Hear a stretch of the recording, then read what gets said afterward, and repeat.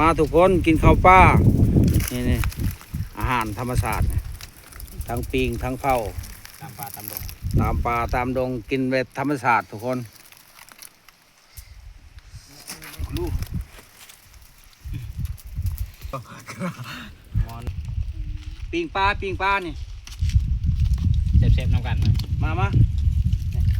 เห็นบ่เอาตามสบายใจทุกคน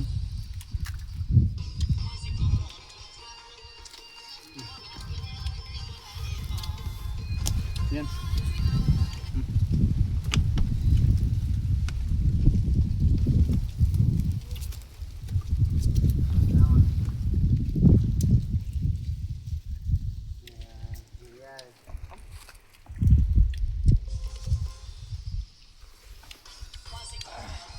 ธรรมชาติเราขาวคน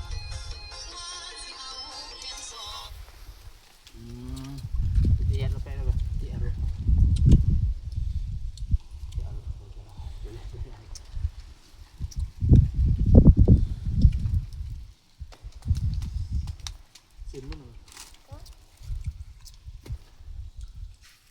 ใกล้เลยทุกพี่น้องบอลไปกินแต่บ้านฮอตพีแหละประมาณ6 หลัก7 หลัก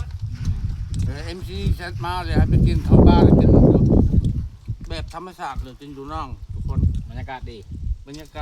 นะคักมันนี่มาจากเวียดนาม